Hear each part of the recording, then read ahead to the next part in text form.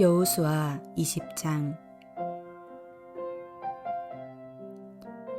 여호와께서 여호수아에게 말씀하여 이르시되 이스라엘 자손에게 말하여 이르기를 내가 모세를 통하여 너희에게 말한 도피성들을 너희를 위해 정하여 부지 중에 실수로 사람을 죽인 자를 그리로 도망하게 하라.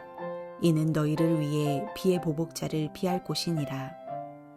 이 성읍들 중에 하나에 도피하는 자는 그 성읍에 들어가는 문 어귀에 서서 그 성읍의 장로들의 귀에 자기의 사건을 말할 것이요 그들은 그를 성읍에 받아들여 한 곳을 주어 자기들 중에 거주하게 하고 피의 보복자가 그의 뒤를 따라온다 할지라도 그들은 그 살인자를 그의 손에 내주지 말지니 이는 본래 미워함이 없이 부지 중에 그의 이웃을 죽였음이라.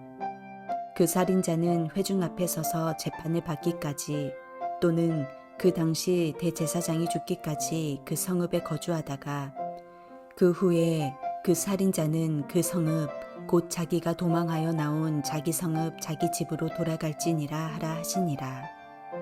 이에 그들이 납달리의 산지 갈릴리 게데스와 에브라임 산지의 세겜과 유다 산지의 기럇 아르바 곧 헤브론과 여리고 동쪽 요단 저쪽 르우벤 지파 중에서 평지 광야의 베셀과 갓 지파 중에서 길르앗 라목과 므낫세 지파 중에서 바산 골란을 구별하였으니 이는 곧 이스라엘 모든 자손과 그들 중에 거류하는 거류민을 위하여 선정된 성읍들로서 누구든지 부지 중에 살인한 자가 그리로 도망하여 그가 회중 앞에 설 때까지 피의 보복자의 손에 죽지 아니하게 하기 위함이라.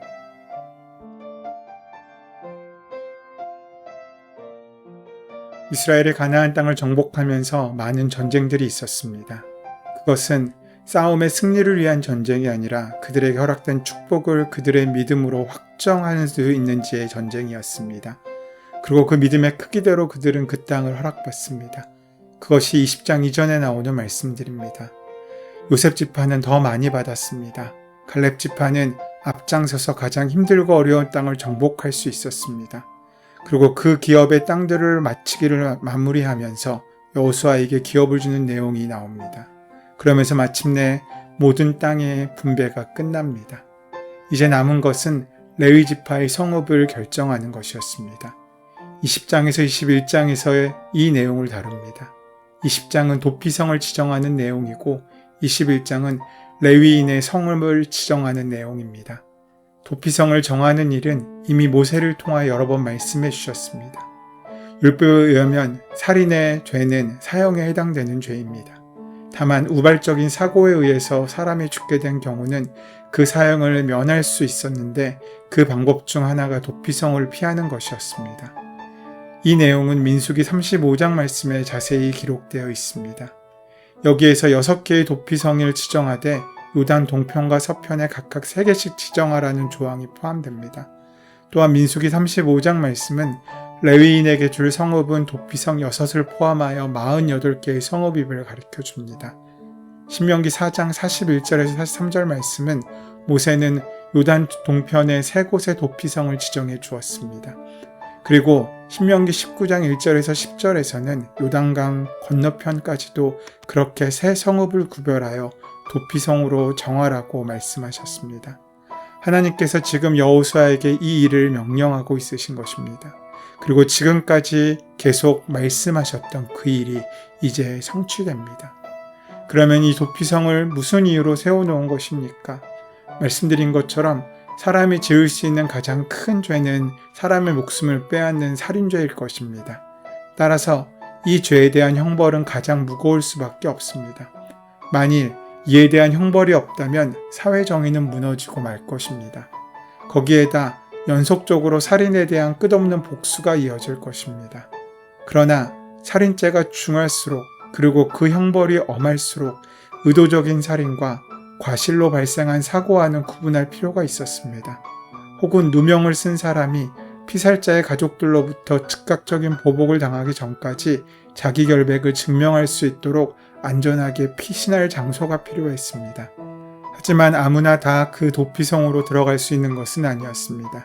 하나님께서는 사람이 고의로 이웃을 살해했다면 살인자가 거룩한 단에 있을지라도 끌어내어 죽이라고 명령하신 바가 있습니다. 따라서 이 도피성은 그저 죄를 짓고 도망하는 곳이 아니라 중과실로 인하여 죄를 지었지만 구원을 기다리는 사람들의 피난처였던 것입니다. 우리의 삶에 마치 이렇게 어쩔 수 없는 실수들이 있습니다. 그때 하나님의 마음에는 은혜가 있고 용서가 있고 사랑이 있는 곳이 있어야 한다고 우리에게 말씀하시고 있는 것입니다. 전쟁을 오랜 동안 하고 그리고 기업을 얻고 아직도 남아있는 가나안 사람들과의 갈등이 있는 현장에 있어서 그리고 그 전쟁 가운데 얼마나 피곤하겠습니까? 그 가운데 사람들과 얼마나 많은 관계 속에서 묶이고 미워하고 원망하고 죽이고 싶고 그렇겠습니까? 우리는 다 이런 사람들입니다. 우리 역시 이런 죄에서 아무도 자유롭지 못한 자들입니다. 실제로 칼만 들지 않았을 뿐이지 우리 역시 다 강도이고 살인자일 수 있습니다. 이때 우리가 그 길을 갈 수 있도록 가장 가까운 곳에 가장 잘 보이는 방향 표시를 해둔 도피성이 있다는 것입니다. 이것이 하나님의 마음의 핵심에 있다는 사실입니다. 도피성의 목적은 살인할 의도 없이 사고로 사람을 죽인 사람이 보복을 당하지 않도록 피하고 보호받게 하기 위한 곳이었습니다. 도피성으로 피하는 사람은 성문 앞에서 그 성의 장로들에게 자신의 사고에 대해 설명합니다. 그들은 그 내용을 듣고 판단한 후에 성읍으로 받아들여 그가 거주할 수 있는 집을 제공합니다. 복수를 하기 위해 사람을 찾아와도 도피성에 피한 살인자를 내어주면 안 됩니다. 도피성에 피한 살인자에게도 제약이 있었습니다. 그는 재판을 받을 때까지 혹은 당시 대제사장이 죽을 때까지 그 성읍에서만 살아야 했습니다. 이렇게 도피성은 한편으론 실수로 사람을 죽인 사람들에게 피난처가 되므로 하나님의 자비를 보여줍니다. 하지만 또 다른 한편으로 실수라도 사람을 죽인 자는 도피성으로 피하지 않으면 피해 복수를 당할 수 있었고 도피성에 피하여도 재판을 통해 무죄가 밝혀지거나 당시 대제사장이 죽을 때까지는 고향과 가족에게 돌아갈 수 없다는 면에서 하나님의 공의를 보여줍니다. 이 도피성에도 운영의 원칙이 있었습니다. 첫 번째로 살인자가 과실로 죄를 지었다는 것에 대한 판결을 받아야 했습니다. 도피성에 들어가 숨는다 하더라도 자신이 의도하지 않은 살인 때문에 라고 하는 판결을 받아야 했습니다. 살인에 대한 도구가 있거나 계획적인 살인을 하였다면 그에게 구제받을 수 있는 길은 없습니다. 하지만 과실로 살인한 자는 도피성에서 얼마든지 생활할 수 있는 조건을 제공받게 됩니다. 두 번째로 반드시 도피성으로 스스로 피해야 한다는 것입니다. 살인자는 도피성 안에 있을 때 보호받을 수 있습니다.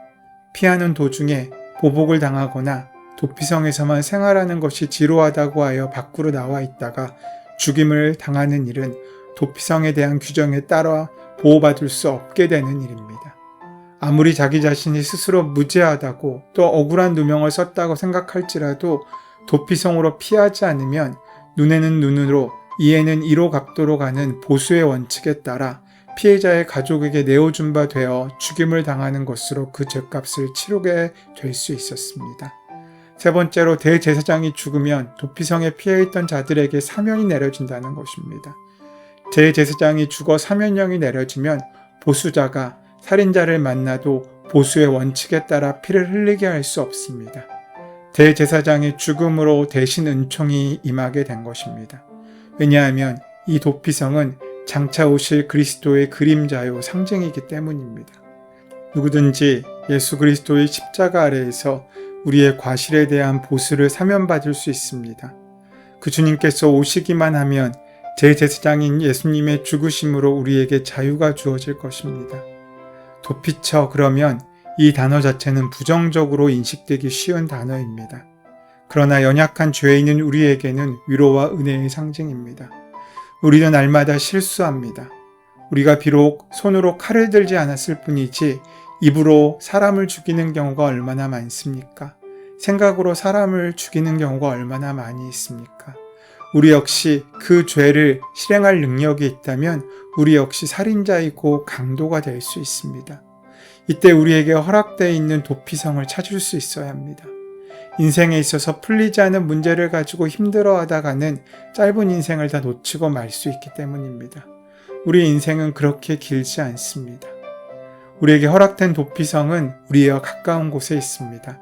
오늘 본문 7절에서 8절 말씀은 6개의 도피성에 대해 말씀해 주고 있습니다. 이 도피성들은 어느 지역에서나 하루 이상 거리가 되지 않도록 선정되었습니다. 신명기 19장 3절은 각 지역에서 도피성으로 연결되는 도로를 만들라고 하였기에 누구든지 신속하게 도피성을 향하여 피할 수 있었을 것입니다. 구약시대의 도피성은 의도치 않게 사람을 죽인 죄인을 보호해 주었습니다. 그리고 대제사장의 죽음은 그의 죄를 사면하여 그를 자유하게 했습니다. 도피성을 통해 우리는 우리의 피난처이신 그리스도를 생각하게 될 수 있습니다. 그리스도께서 의도적으로 하나님을 대적하고 범죄하여 죽어 마땅한 우리를 위해 대신 죽으시고 부활하셨습니다. 대제사장이신 그리스도의 대속의 죽음으로 우리 모두 죄를 용서받고 우리의 자유가 허락되었습니다. 그 주님께서 우리를 위하여 죽으셨기에 우리를 향한 구원의 길이 열렸고 우리는 그저 도피성 안에 머물러 있는 자가 아니라 이제 그 성문을 열고 나갈 수 있는 자유로운 존재가 된 것입니다. 그렇게 주님을 찾는 사람들은 죄와 사망의 속박에서 풀려나서 이제 자유로운 하나님의 자녀로서 우리의 삶으로 살아갈 수 있는 은혜가 허락된 것입니다. 어떤 죄인이라도 그리스도께로 피하면 그 죄를 용서받고 구원을 얻습니다. 구원은 받았지만 날마다 우리에게 남아있는 죄와 육체의 연약함으로 범죄하고 실패하는 성도들도 날마다 그리스도께로 피할 수 있습니다. 그리스도 안에만 생명과 자유가 있기 때문입니다. 그러므로 죄가 생각날 때마다 신속하게 예수님께로 피하는 우리가 되기를 소원합니다. 죄로 인해 공고하고 비참한 영혼들도 신속히 주님께로 피할 수 있도록 이 도피성으로 가는 길을 잘 닦아야 합니다. 특별히 우리가 사는 그 삶이 주님께로 인도하는 가장 가까운 길로 세상에 놓여져 있게 되기를 소원합니다. 우리를 통하여 가장 가까운 도피처이신 주님을 만나고 주의 은혜를 누리며 살아갈 수 있게 될 때 우리 모두가 주님을 향하는 표지판이 되어서 참 도피성이신 예수님을 가르치는 삶을 살 수 있을 때 이 땅의 많은 연약한 영혼들은 죄에서 풀려나는 은혜의 역사를 만나고 누리게 될 것입니다. 그 은혜의 삶을 위하여 오늘도 애쓰고 노력하며 먼저 우리가 도피성을 찾고 주의 은혜를 만나고 깨끗한 자유의 신분으로 삶을 살아가는 은혜로 함께하게 되기를 소원하고 축원합니다. 은혜의 주님, 날마다 불순종하고 하나님의 명령에 멀게 살지만 단지 하나님의 사랑하시는 백성이란 이유로 우리에게 도피성을 허락하시고 약속하시고 그 약속 이루심에 감사합니다. 오늘 우리가 매 순간순간마다 그 은혜를 기억하며 하나님의 은혜에 합당한 삶을 살아갈 수 있도록 인도하시고 함께하여 주시옵소서. 우리 주 예수 그리스도의 이름으로 기도드립니다. 아멘. 이제 오늘 허락하신 말씀이 나에게 허락하신 말씀으로 만나지기 위하여 함께 깊이 말씀을 묵상하시고 성령의 도우심을 구하며 기도하는 시간 가지도록 하겠습니다. 함께 기도합니다.